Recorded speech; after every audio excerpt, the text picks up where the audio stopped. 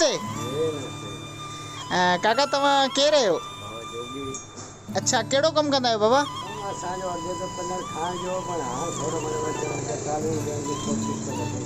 मज़दूरी कयो पिया? अच्छा, तव्हांजो तव्हां खां गॾु हिकिड़ो छोकिरो गॾु आहे तव्हांजो, हीउ तव्हांजो छा थो थिए? ही कहिड़ो कमु करे चाचा? अच्छा, पढ़े थो? ॾाढी बहितरीनु ॻाल्हि तव्हांजी चाचा। ही काओं क्लास पढ़े थो? 9 क्लास पढ़े थो जी। अदा नमस्ते बाबा, तव्हांजो नालो छा आहे साईं? इकबाल भाउ, तव्हां किथां आया आहियो? अच्छा, कहिड़ो कमु कंदो आहे पुटु? स्कूल में पढ़ंदो आहीं?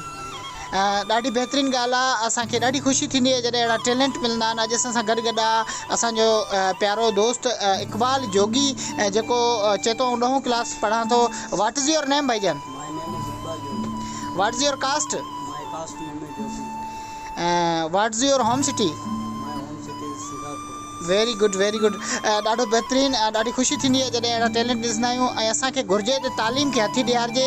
ऐं असांजी सुहारी सिंध जी जेका तालीम आहे, अॼु जॾहिं लाॾाऊ कबीले सां मुंहिंजी मुलाक़ात थी ऐं हीअ हिन जो वालिद साहिबु आहे काको, ऐं ॾाढी ख़ुशी थी। चाचो चए थो मां पिनी सिनी अॼु जेको आहे सो पिननि जो सिस्टम ख़तमु करे मज़दूरी बि कई आहे। ऐं मज़दूरी खां पोइ जेका आहे सा मूं पंहिंजे पुट खे पढ़ायो आहे। ॾाढी ख़ुशी थींदी आहे जॾहिं अहिड़ा टैलेंट मिलंदा आहिनि। लख कुर्ब चाचा तव्हांजा ऐं इकबाल जोगी साहिबु, तव्हां शहदादपुर खां असां वटि कुर्ब जा क़दमड़ा भरे कई आया आहियो। मूंखे तव्हांजे लाइ हिकु वॾी इज़त ऐं वॾो एतिराम आहे। ऐं तव्हां ॾाढी बहितरीनु ॻाल्हि कई, तव्हां औलाद पंहिंजे खे पढ़ायो आहे। ऐं वॾी ॻाल्हि इहा आहे जो तालीम हिकु वॾो ज़ेवर आहे। पंहिंजे ॿारनि खे तालीम ॾियारियो ऐं पंहिंजे बचड़नि जी ज़िंदगी संवारियो। महिरबानी। ऐं तव्हांजो मेज़बान वफ़ा सुमरो लावती, ॾियो मुर्की मोकल जना पेर ते रखे।